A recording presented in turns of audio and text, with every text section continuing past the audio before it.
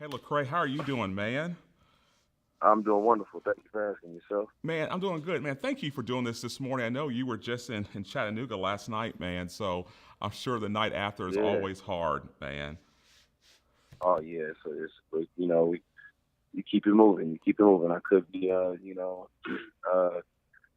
doing a job I hate. So. That is so true. We have some mutual friends, James Roberson, your pastor Oh Leon's, yeah. obviously, Sam Dula, and the list goes on, man. So Wow. a lot of Yeah. good people, and they've said all bad things about you, man. I'm So sure they have. this I'm sure so they so this interview is going to be good. And so, have. well, hey man, let me get started here. I'm going to read off some titles: husband, father, ministry leader, hip hop artist, author, TED Talk speaker. Man, how do you do all of this? um, I have a doppelganger, man, and I have three clones, and they just that's how we get it done. We do it all collectively. No, Yeah. I don't. I think it's just a byproduct of being passionate, and you end up, you know, kind of stirring stuff up in Hmm. different areas of life, and so sometimes your passion comes with pain, but Wow. it also comes with progress in other areas. So. Man, let's talk about your passion for a minute. Man, like how do you, come up with so many, you're just incredibly creative. Man, where does that creative, I don't want to say gene comes from, but where does that creative side of you come from? Um, I haven't, I don't, I'm not really familiar with my father's side of the family, so I'm not sure if that exists over there or if there's anything in that history. I do know that my aunt, my mother's sister, she was an actress and Hmm. she traveled the world in plays and was really active in those particular things. So she was one of my early inspirations. Just as a child, her sending me postcards from Tokyo and from South Africa, and I was like, I didn't even know we could go to these places. So Wow. seeing that inspired me, and I just wanted to. I was never shy when it came to performing either. So I remember kindergarten just being in school play and being excited to do it. I wasn't like scared. I was like those little kids you see on Ellen all the time. They just have zero fear, and that was me as a child. Wow. Man, I've followed you for quite some time. Do you ever wake up some days and go, wow, how did this happen? Because a lot has happened, especially in the last 5 years, man. Has it been Yeah. fast for you too? Um, I don't know about fast as much as um, it just is a this gradual accumulation of things, and you just kind of look up and you're like, oh, this is the reality. But I don't think I see it from the same vantage point as a lot of people do, Hmm. because I'm always focused on the next thing. So it's harder for me to kind of like revel in the moment or put a stone of remembrance down and appreciate what's happened. I need to do that more often. I'm typically always thinking about, okay, what's next, what's next, what's next, what's next, Wow. and and then you turn around and you're like, whoa, where did all that come from? And you weren't thinking about it when it happened, or you weren't thinking about trying to accomplish it together. You were just moving. Wow. Now, is there any reason why you think you don't think about it? Is that a fair question to ask this morning? Yeah. Well, one, there's definitely the fear of being stagnant. There's a fear of living in that moment, and then you know, you find yourself like it's gone, and because you sat in that instead of progressing. So there's always that fear of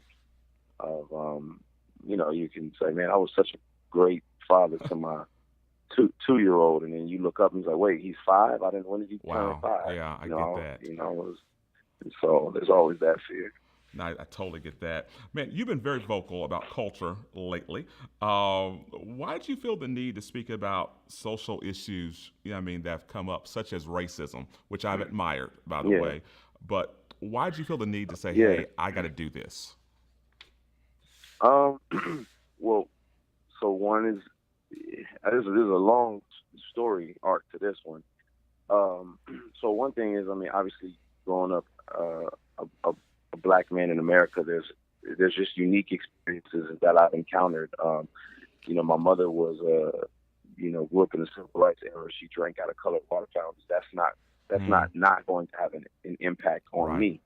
Um, she was she lived in an impoverished community, and couldn't afford to eat breakfast in the morning, and the Black Panthers provided a breakfast service for her. So Wow. she has a completely different vantage point of the Black Panthers than I think the picture that's painted. So I have this mother who's teaching me these things as I'm a child, and challenging me to read these books, and challenging me to expand my perspective and history. And all this has been in me. I just never, in terms of my art, I didn't see like I don't know the blend. Like it wasn't the story up front necessarily. So it was spoken about, and there's always hints of it in my music. Um, but it was never like the major focus at any point in time. But I think just recent, I think you grow a consciousness of the things around you. You begin to look around you and say, oh wait, some things are infrastructural. Hmm. And I mean, just that's just the nature of humanity. We're depraved, and everything we put our hands to is going to have a stain on it. So there's nothing we can touch that's not going to be unstained. Wow. Any industry, any infrastructure, it's going to be stained with our depravity. So the infrastructures of humanity and our American society and how things were built still affect us to this very day. And I think you wake up to see that as you get older, and and you say, wait a minute, hey, wait, I gotta talk about this, and Hmm. it's specifically to people who care. Everyone doesn't care. Some people are only Yeah. concerned with power, not helping, and not redemption. So the people who are concerned with redemption, I said, well, let me speak about it, and that's been my passion, to speak about some of these things, because it's a kingdom issue in the day. No, I have to agree with you. Now, I know you're very passionate about it, and I followed some of it. And you did an article, an interview recently for Relevant magazine, man, where you talked about just the backlash and the criticism. Like, how did you Hmm. personally deal with that daily, day in and day out? It was initially hard. I think I got a lot of practice, um, early on in 2011, 2012, where kind of social media was exploding a little, being a lot more vocal about their views. That's when people thought I was Illuminati every day and all kind of stuff. And I was like, what in the world is Right. going on? So I was getting some early practice then Wow. on navigating those spaces. And I think initially it did have a dark toll on me, because I didn't know if people really genuinely believe this stuff. And so, more recently, I think social media has just been an additive to other things that were already frustrating. So, you lose family members, you Hmm. experience, personal loss and betrayal. And then on top of that, it's kind of like, man, I'm having a tough day today. And then I log on and post a picture, and someone says like, I hate you, you should die. It's like, okay, look, this is That's not helping deep. my day Yeah. at all. That's You very know what deep. I mean? Yeah. Yeah, man. So I'm sorry I cut you off. no, no, no, that's it. So, with handling the criticism, did it ever get to a point where you were like, man, this has become personal and I don't want to do this anymore? Because I think a lot of pastors probably wake up some Sundays and go, okay, they got a congregation of 200 or 300. You have a congregation per se of millions, man. So, was there ever a time where you just said, I don't want to do this anymore. I just want to, come back to Atlanta, which is a great city, and be with my kids and no more, basically. And Yeah, how did you all overcome the time. that? Yeah, all the time. I mean, but I think it's a dual-handed thing with any kind of public figure, because you have to grow in the public eye, you have to struggle in the public eye, you have to Hmm. grieve in the public eye. So you got to make all your mistakes in the public eye. So Right. that's always the frustrating aspect of it, is that, man, I just want to be able to to deal with this stuff um, as a private person, not a public figure. Yeah. And that's not always the case. Everyone doesn't get that luxury. To do that, yeah. Right. So that was that's always difficult. But I think where I landed the plane is that this is just my reality, and everyone doesn't choose their reality, but this is mine. And so I have to learn how to navigate my reality as best I can. And I had great friends, great mentors, great leaders who cared enough about me to invest in my growth and in my struggle. So, fair question here, I hope, man. So, do you like your reality? And in your reality, what's next? If that's a fair question to ask. Yeah, no, I do. I think you like it. I like my reality. Once I understand, there's some aspects of it that I don't have to become a victim of. Like I don't have to be controlled by every aspect of it. So I think when you learn that, it makes a difference. There's some non-negotiables. Like I have to raise my family. I have to do that. I have to, be a witness. I have to, the list goes on of things that I have to do, non-negotiables. But I don't have to, I can delete all these apps off my phone. I'm not like, right. Yeah. I can delete them. I can, I can speak my mind and never be invited back to a particular conference or something along those lines. But that conference it never was my identity. And so, wow.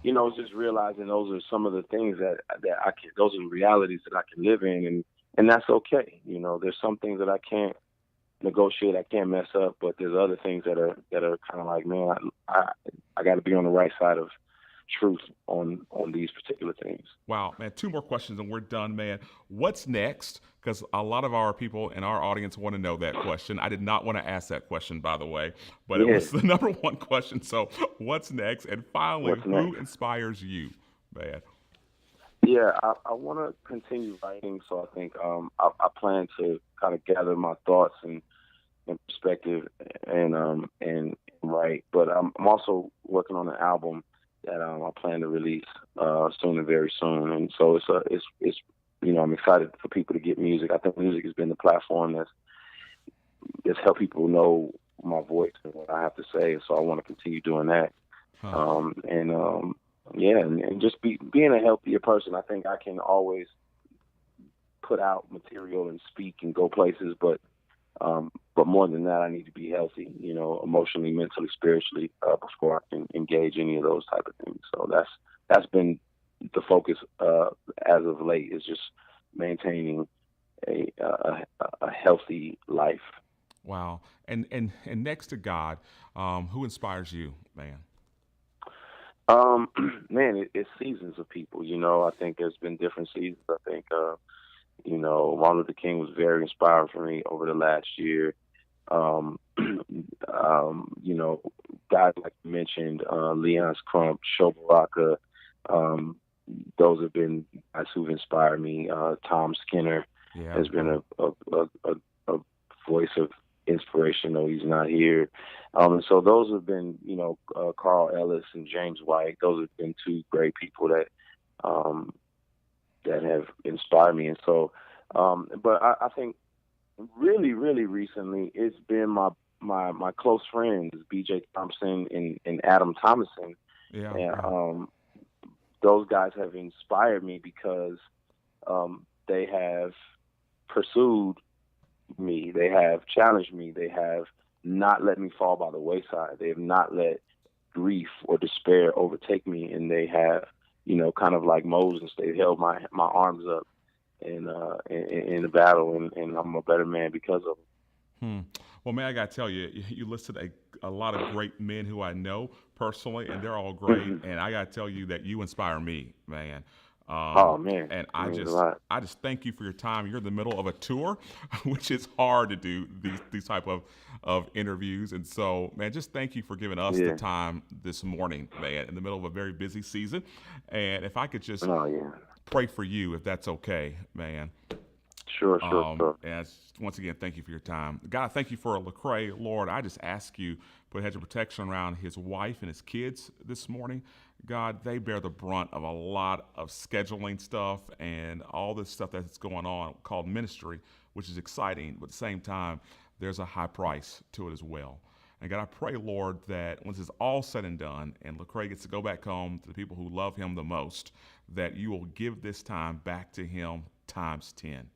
God, I thank you for what you're doing on the tour. God, I pray the folks are going to come across Lecrae, and I just pray you'll give him exactly what he needs day in and day out. And I thank you so much for his time here with us this morning. And in Jesus' name, amen. Amen. Lecrae, thank you, man. That. I know you're in the middle of a tour once again, so thanks for giving us the time this morning, man. Yeah, absolutely. All right, Appreciate man. it. Have a good one. All right, have a good one. You too. All right.